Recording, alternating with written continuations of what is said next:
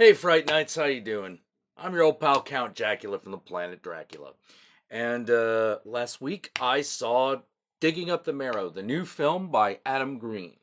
Now, I know some of you are probably here because I got a shout out from the horror guru over at bloodsplatteredcinema.com. And in that blog, he says that I was going to take a far more critical view of the movie. And I am. But I have to explain what you're about to watch. And that's this.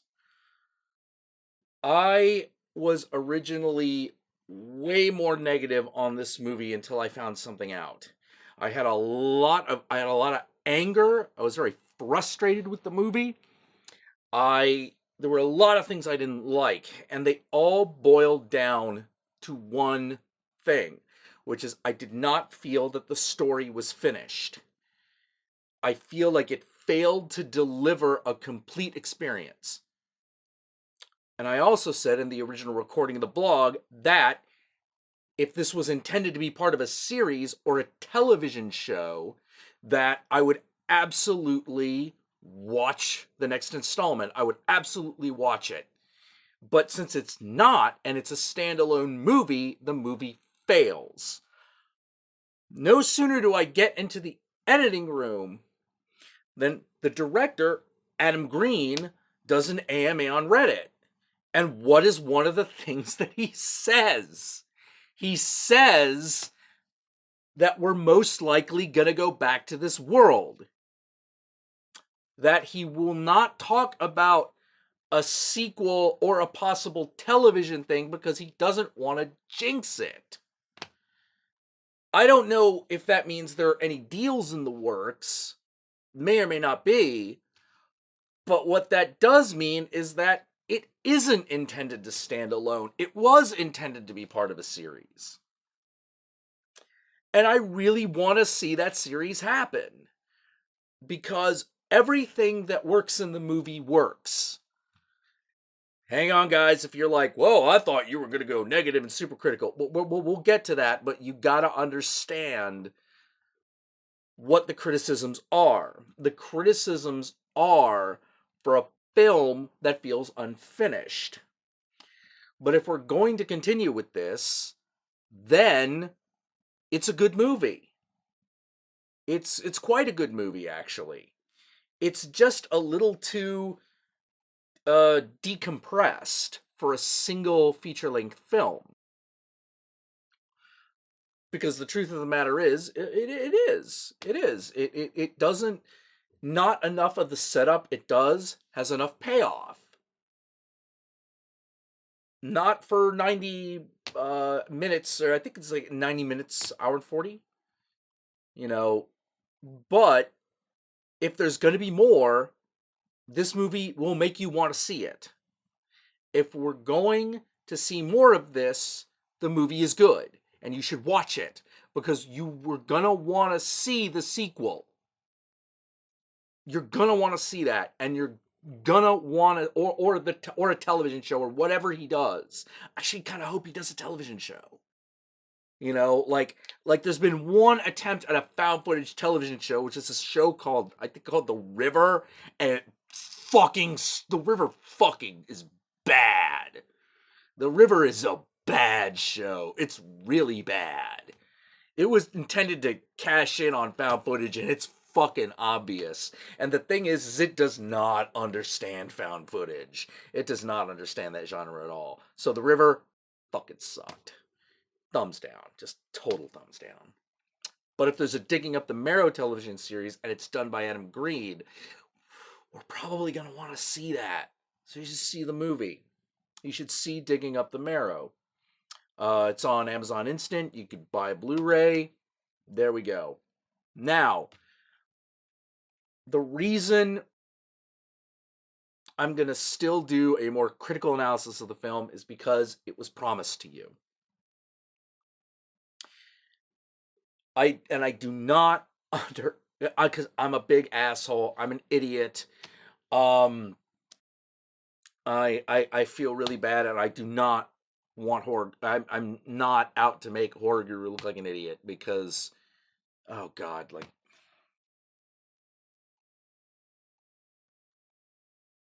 This is one of the problems of what we do here, which is we see something and we want to get the initial reaction, and sometimes that emotional reaction is absolutely spot on, 100% accurate.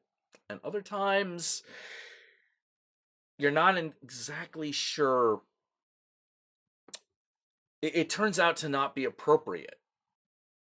I watched the movie twice in a row, actually. Um, and God,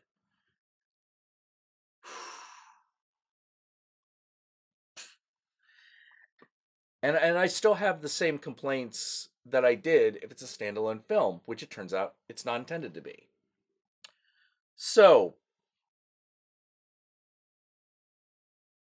what worked and what didn't work in Digging Up the Marrow? One, here's what did work: the scares. There are several key scares in this movie. They're all good. They all work.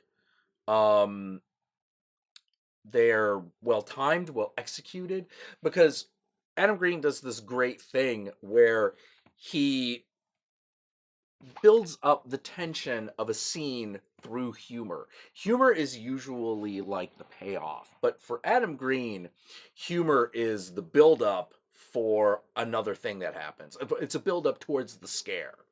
And for the most part, that lands. The other thing that works are the monster designs. They're done by an artist named ALEX PARDEE. And if you're familiar with him, you know you want to see some of his monster designs. This leads into what could arguably be the actual weakness of the film. Because it is done on a low budget, there aren't a lot of monsters. They're there. They're Alex's monsters, or ALEX Party. Sorry, I exist in a really weird state because I used to do a lot of conventions, and so I know Alex a little bit. We've been to some of the same parties. We know some of the same people, particularly in Northern California.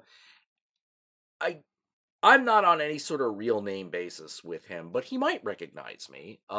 He recognizes me when he sees me. But not as Count Jackula, but as like, hey, that guy from those parties. Hey, I don't know you. How you doing? You know, he's a really nice guy. He's a really, really nice guy. So these monsters are his designs. The effects are practical, and they are good practical representation, practical effects, like, you know, guy in costume representations of his artwork. They're really good. A lot of fun. But this leads into what is arguably the actual weakness of the film, as I said, which is that there aren't enough of them. You tell people who are fans of ALEX Pardee, monster movie with monsters designed by ALEX Pardee, in your head, you immediately went to Nightbreed. You immediately went to something like Nightbreed, and you were like, oh my god, like a Nightbreed movie done by ALEX Pardee. And indeed, the setup of the movie kind of promises that. It talks about like this place where monsters dwell called the Marrow, hence the title, Digging Up the Marrow. And immediately Midian comes to mind. And if you haven't seen Nightbreed, what's wrong with you? Go watch it. It's really good. You should see it. It's a good movie. Clive Barker. Good. It's a good movie. Go watch it. Should have seen it already.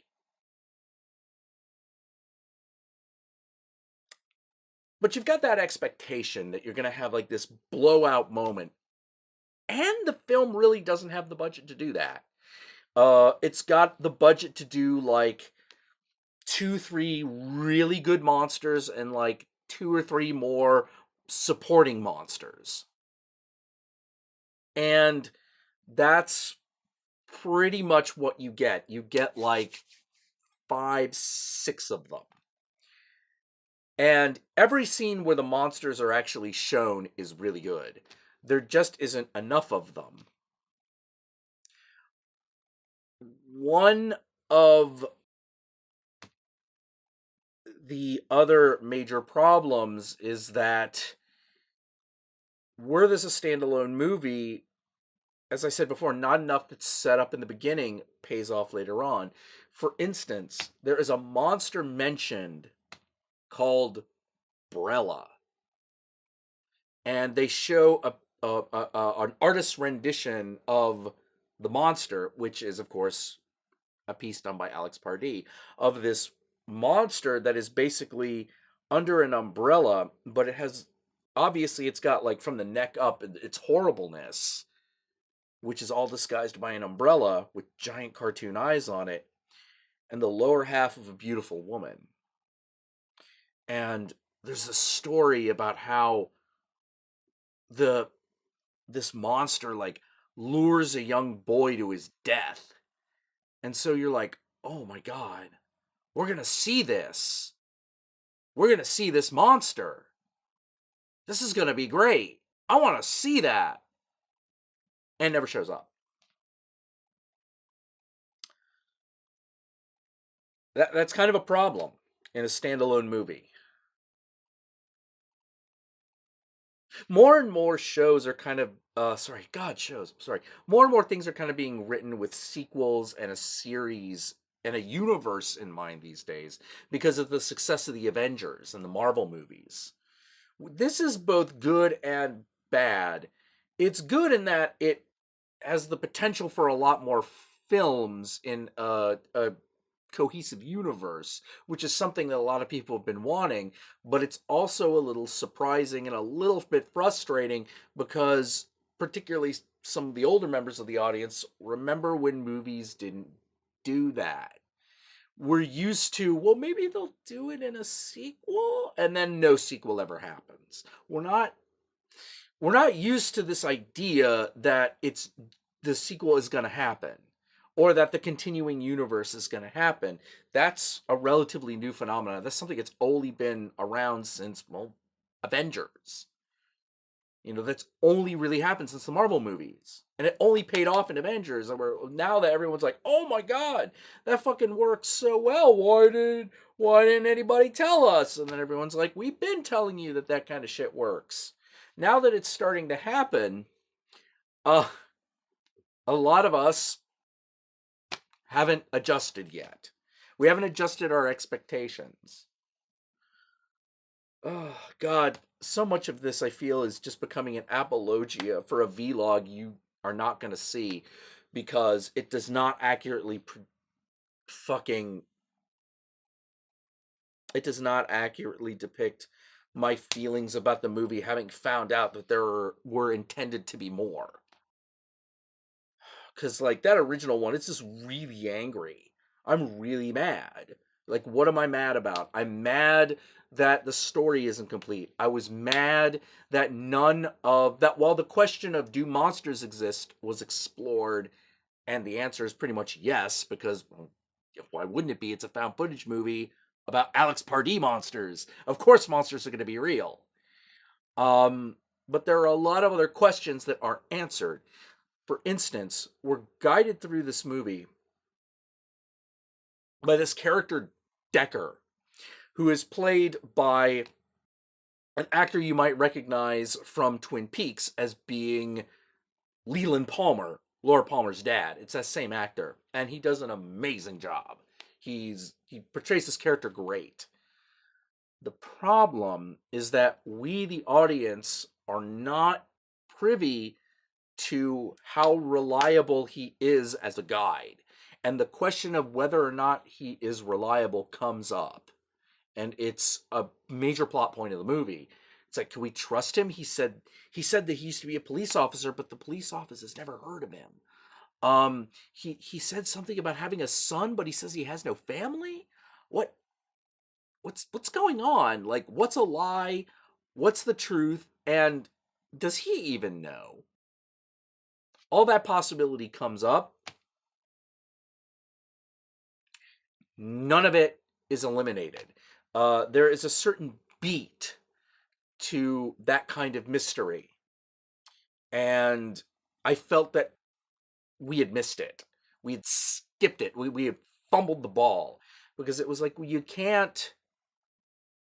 You can't have a mystery like that come up without first answering one of the previous mysteries that have come up in the movie. For instance, there's this classic trick to the mystery movie, to the mystery story, which is start with an impossible situation, provide 3 clues.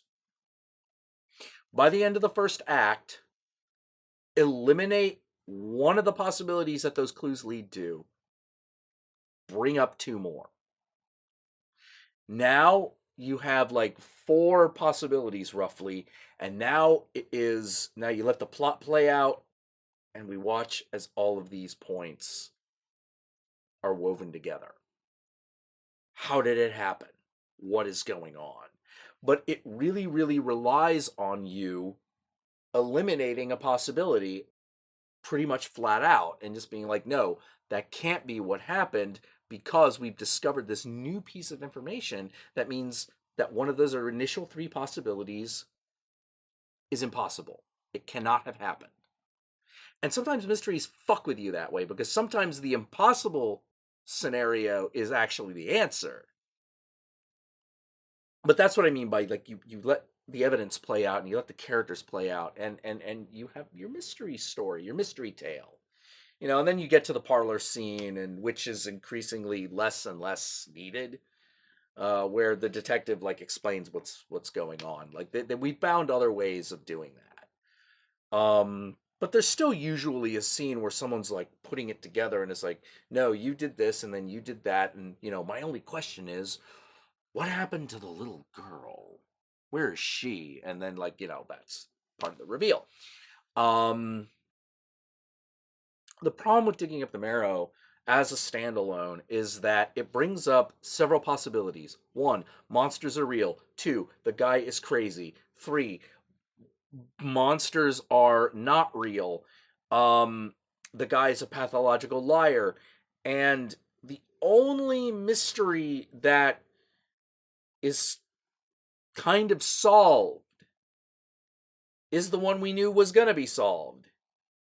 And that was kind of a problem, because it's sort of like, well, it's a murder mystery, so someone's going to get murdered. That's not really a question. That's not really a mystery. When an actual mystery has to be solved, it has to be like, wait, this guy says that monsters exist and that he can prove it to us.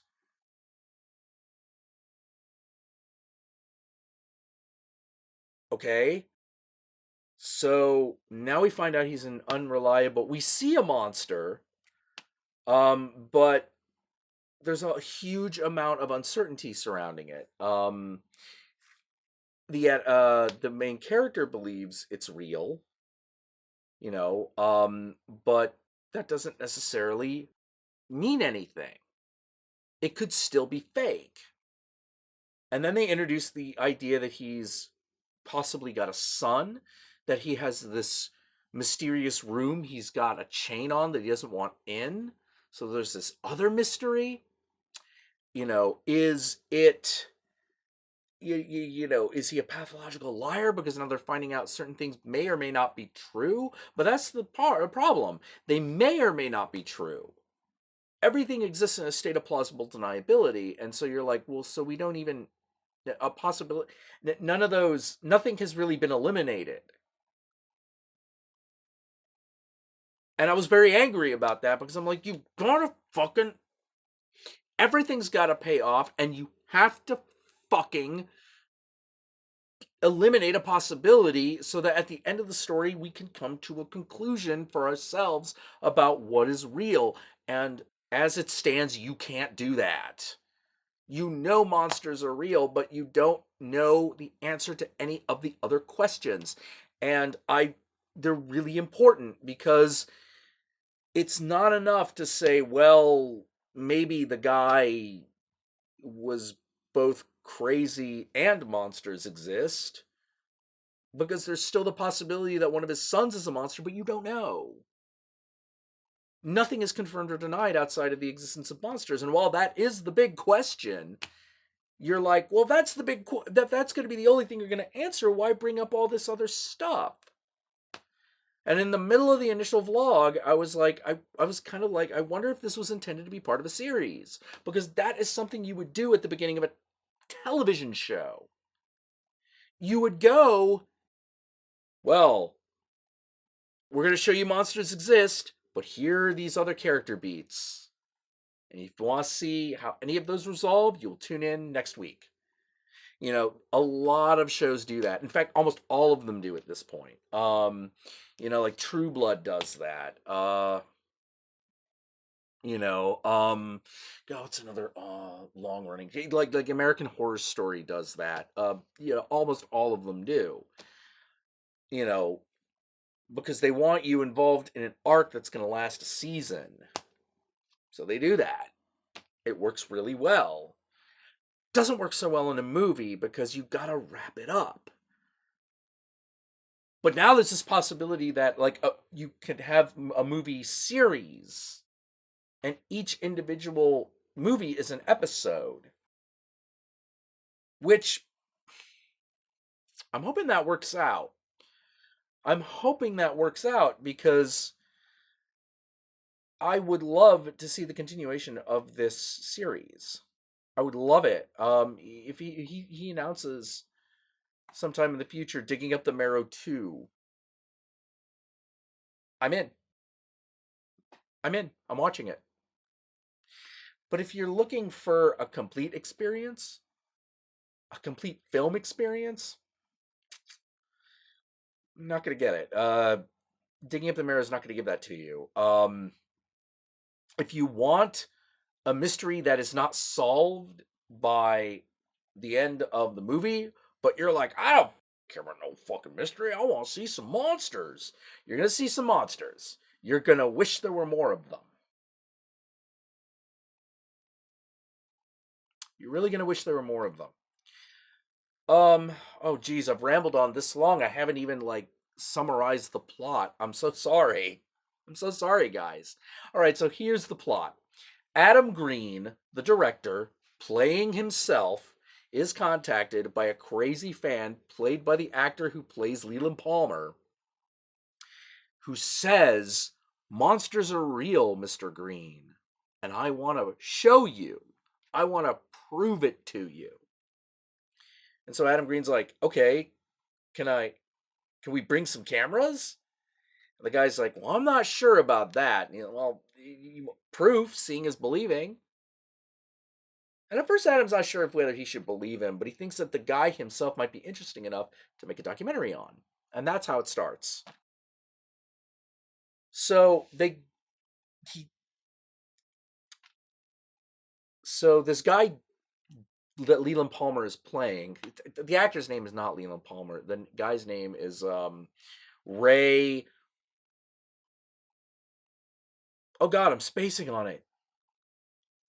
Oh my God, I'm so fucking unfocused. I'm so sorry. I'm so sorry, everybody. But it's not Ray Molina. Anyway, the character's name is Deckard. So Deckard basically says, look, every generation there are freaks born, genetic mutations. And at some point, we lose track of them. They disappear. But they don't die. They go underground, literally underground, and live in a community that they have created, a place I call the Marrow, which is a really cool name, the Marrow. Adam Green's like, okay, well, that sounds good. Tell us some stories. And he does. And he's like, and I found an entrance to the Marrow. Now you got to be careful because they can cover up these entrances very quickly. And if they feel like they've been discovered, they'll disappear and it'll take forever to find them again. And Adam Green's like, well, we got to go see this. The guy's like, okay. So they drive out to where the guy says that the entrance is. and they hang out for an entire night and just to see if they can find anything. Uh, they get into a couple of arguments, and eventually, yes, they see something. It's enough to make Adam Green go, we have to keep going. We have to see more. We have to do more. And so he investigates the Marrow. He's putting off other projects that are ironically projects he actually has in production.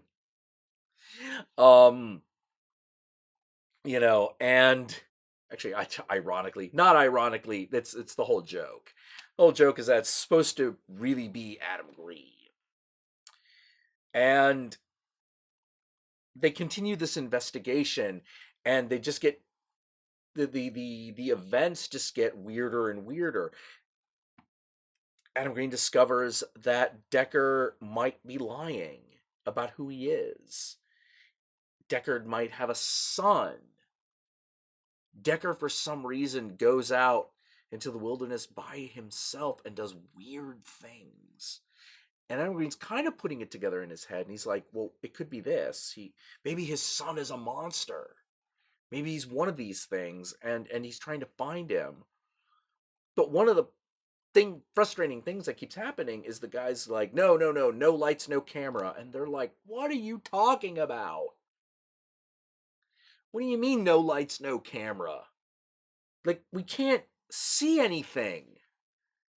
If we can't see anything, there's no proof. There's no proof. There's no story. Which is a really legitimate point. They're like, well, what about night vision? And like, the night vision kind of works. But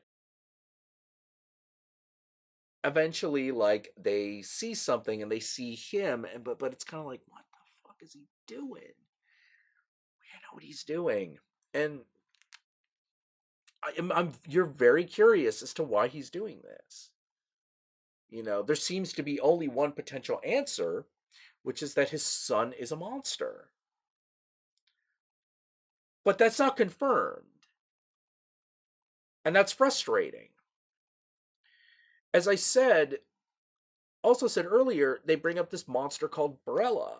They build her up as an example of an evil monster, because one of the things that Decker keeps saying is like, they're not necessarily bad. They just don't want to be seen. But every community has its deviants. The nasty ones, the ones that are violent. And they build up Barella as one of these like violent, murderous monsters. So naturally, you're like, oh man, with a build up like that, we're gonna see her, and then we don't.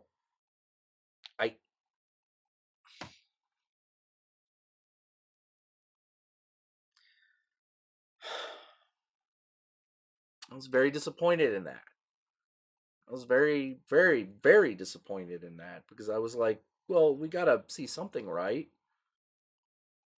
There's a scene later on. Decker's like, come back and fine, we'll just go into the Marrow, we'll just go in.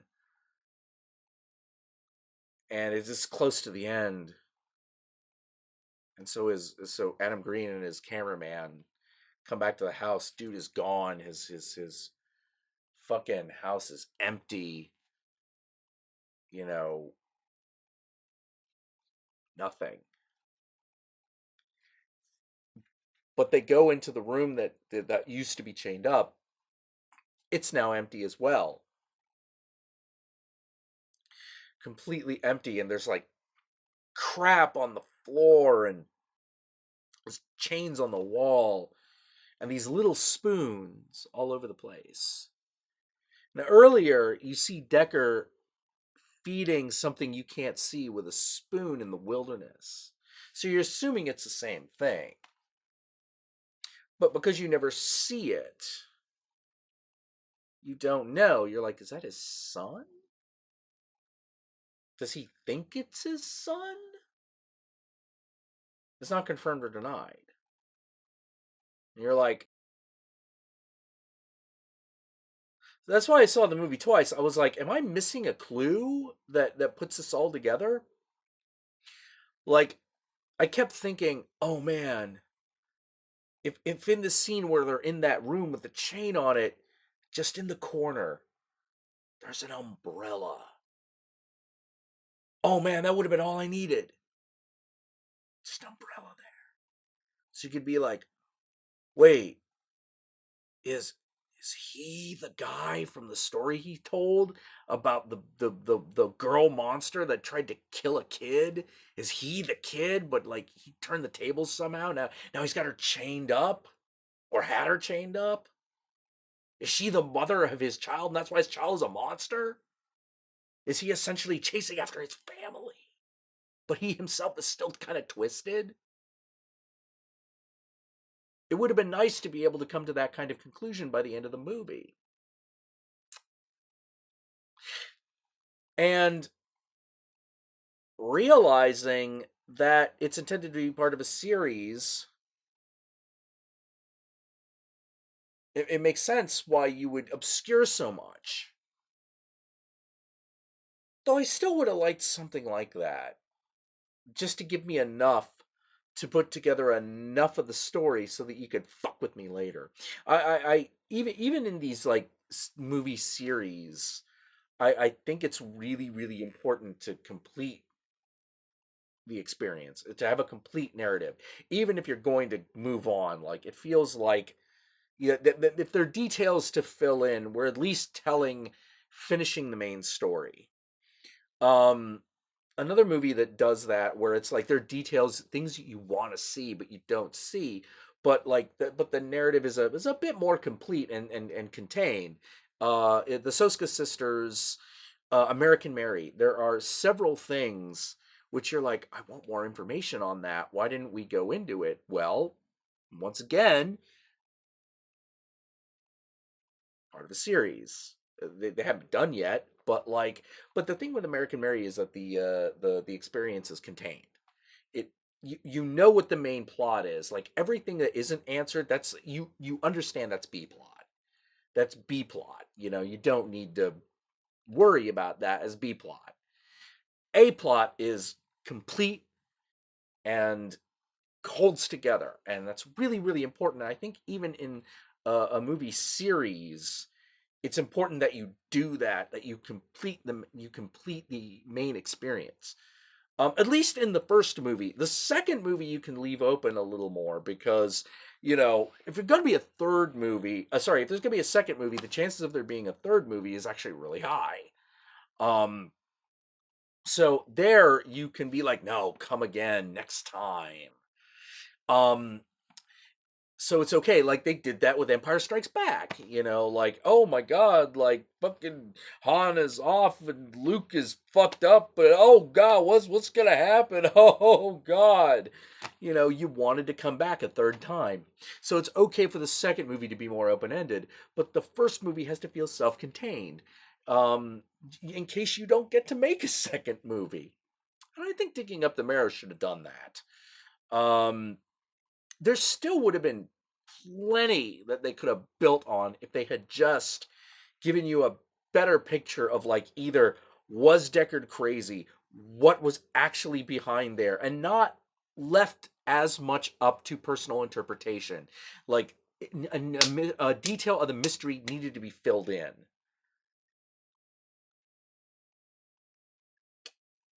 But I will say that I'm looking forward to the next installment, as it were. I really hope it happens, and I really, really want it to happen. So, if you like Alex Pardee's art and you want to see a couple of his monsters brought to life, watch Digging Up the Marrow. If you enjoy Adam Green, watch Digging Up the Marrow. If you know that you're going to be frustrated because not all of like not enough of the mystery is going to be solved by the end of this movie, you might wait and see when a sequel is or television show is confirmed or denied, because you're gonna frustrate yourself. Like you're gonna want the problem with the movie is also a great strength that it has, which is you want more. You want more. And if you're like, I don't want to start something if I'm not going to be able to get more, you probably need to wait. If you're like, oh, I don't care about that, I just want to see what if it's any good, just bear in mind it's intended to be part of something bigger. And if you do that, go in with that in mind, you're going to be fine. You're going to be absolutely fucking fine. Although you will be like, oh, there's more. Blah. You know, as I was starting to say earlier, one of the big issues of what we do here is trying to capture an initial response. The problem is that the initial response is not always the correct one. I don't know how else to explain it. It's very, very common for you to do for someone to do one of these things and then kind of change their mind later. And at that point, you've got a conundrum. Do you change your mind or do you persist in the opinion you've already presented? I got lucky. I got lucky because like I found out enough before live day, before this was going to go live, that I could go back and change it. And now already I feel kind of bad, like I shouldn't have said that. Like maybe I want you to be able to trust me is what I'm really trying to get at here. I want you to be able to trust that a feeling about a movie that I actually express is honest. And I can't do that if I allow something to go out that doesn't accurately reflect how I feel, even while I'm editing it. Not one of these. Not a vlog. In a regular Count Jackula show, I might be like, I think that joke might be a little unfair, but it's funny enough that I think we're gonna keep it in.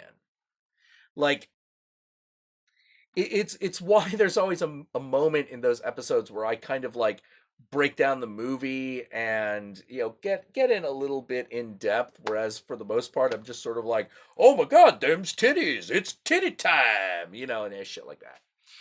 It's time to talk about original ending, like do goofy shit because there we're making entertainment. It's not necessarily about the recommendation, it's about how much humor can we get out of the movie. The vlogs I feel are a bit more about my opinions of the movie and whether or not I feel you should go out and spend your hard-earned money on a theater ticket or VOD or Blu-ray or DVD. And I think that's really important. And I don't want you to think, I don't want to vacillate too much, because if I didn't feel strongly enough about it, why did I say it in the first place? And to be clear, when I was initially negative on this movie, I really meant it. I was extremely negative. But now that this possibility of this series has changed, my opinion has changed with it. And you need to know that. I want to see this series happen. A lot of reasons. I can see in my mind how good could possibly fucking be. And I want that to happen. And if I'm just like, oh, Digging Up the Marrow sucks. It fucking sucks and it's a complete failure of a goddamn blah, blah, blah, blah, blah, blah, blah, blah. I'm never going to get the next one. We're never going to get the next one. And that would suck.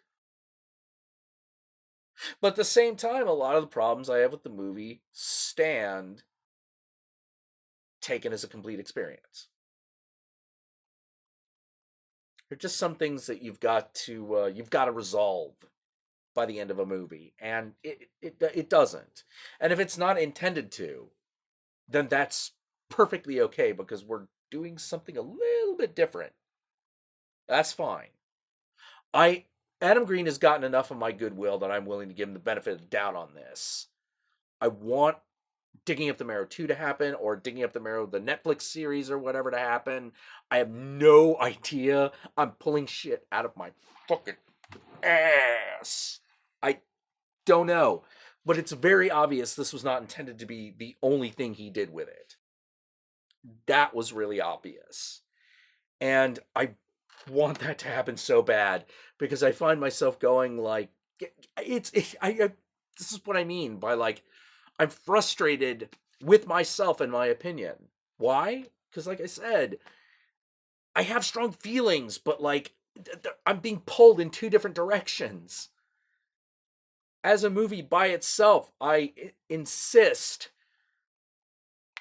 that the movie is just really frustratingly incomplete. But taken as part of a series, I can see how, in the context of a second one, this movie is amazing.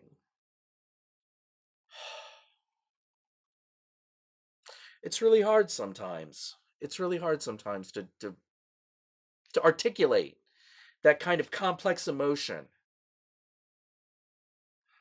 It would be way more fun to be like, this movie fucking sucks, and Adam Green can suck a big fucking hatchet cock, and meh. That'd be a lot more fun. But that's not what these vlogs are about. Well, they are about fun, don't get me wrong. But not at the expense of treating the movie fairly.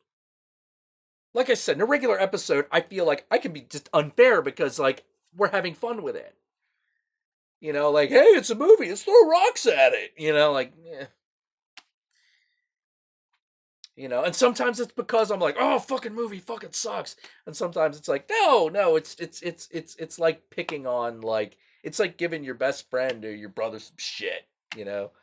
Oh, fucking, yeah, fat ass run. Woo-hoo-hoo. Yeah, you cry like a fat ass. You know, like, you give friends shit all the time. But I feel like these vlogs have got to be genuine and fair. And so we've gone down this rabbit hole. This fucking rabbit hole. Because my feelings about this movie are so complex and so, I don't even know the word, conditional? You know, like I said, if it's intended to be a complete experience all by itself, it kind of fails at doing that. But if it's intended to be part of a bigger story that continues, it succeeds. I want to know more. I want to see more. I want to see more Alex Pardee Monster City underneath North America. I want to see love. I want to see romance. Because they talk about all that stuff. It's like it's a whole community down there. They love, find love, lose love, get divorced, like have fights, make friendships that last forever. You know, like it builds up the idea of the marrow so much that you want to see more. And if you really wanted to see that, then you're gonna be frustrated if you don't know that there's intended to be another one. I almost wish he had gone to television show from the start. You know, then it would be obvious. It would be like, oh, I'm gonna keep going. Awesome.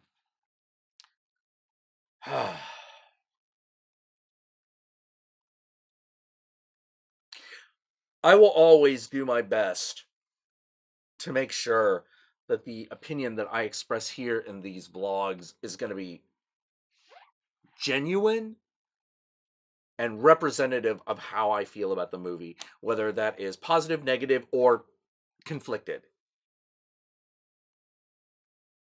Because I want you to trust me. I want us to be able to trust each other here. And I'm not going to do that by just going super negative all the time. A lot of people feel that, oh, well, negativity, like that's what sells. No, it's not negativity that sells. Housebound, my most successful vlog to date was Housebound, and that was amazingly positive. I love that movie, and that vlog is nothing but glowing praise of the film. It's my most popular one. That proved to me, no, it's not negativity, it's genuineness. It's honesty. Genuineness and honesty will fucking rule the day. And in these vlogs, I want you to know that, like, I don't want to put out an opinion that I don't believe in, or that changes before go time. I will prolong go time if my opinion changes. I'm going to do my best to always have something new every Friday, whether that's a Count Jackula show episode or a Count Jackula vlog. But if I miss by a couple of hours or a day, I it's probably because something changed.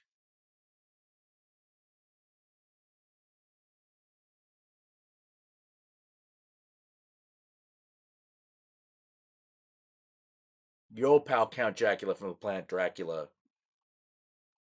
is not gonna lie to you.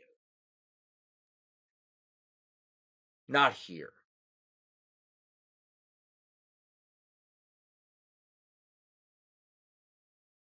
And on that note, if you're gonna be, once again, if you're gonna be frustrated by a mystery that is not entirely solved, particularly if you get involved with the Decker character, which because of the actor, I almost guarantee you will,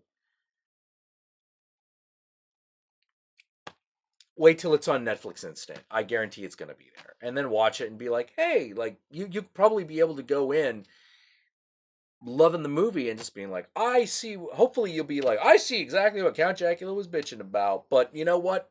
I still like the movie. And I want to see the second one, and I will be right there with you. But if you're like, you know what? I don't care about the movie. I just want to see an hour and a half of a guy looking for monsters and seeing some.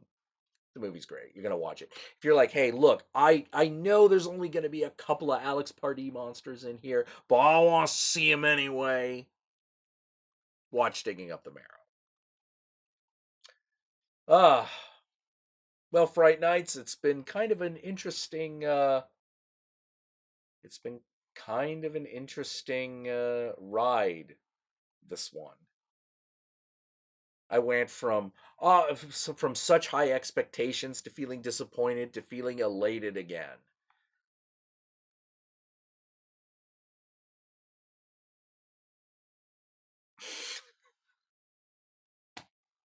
I hope that it was. I hope that you got across the fact that I was frustrated with the movie, not that I hated it, because I actually didn't hate it. I was frustrated. I hope it was critical enough that it satisfied your curiosity, because the horror guru said, hey, Count Jackula's going to go critical because I told him I was going to. I told him I was going to. Because at the time, I had no idea it was supposed to be part of the series. And I had no idea of anything of that nature. And so I was like, I am going to fucking get so critical on this fucking movie because I'm very angry and I'm very disappointed. And then turns out, just a few words, my whole feelings changed. Because the context that I was looking for, it turned out it was actually there. It was actually there. I just didn't know it. So I hope it was a critical enough eye to satisfy those that came for it. And I think with that, I'll be signing off. I will see you again next Friday. And keep it real, creep it real, Fright Nights.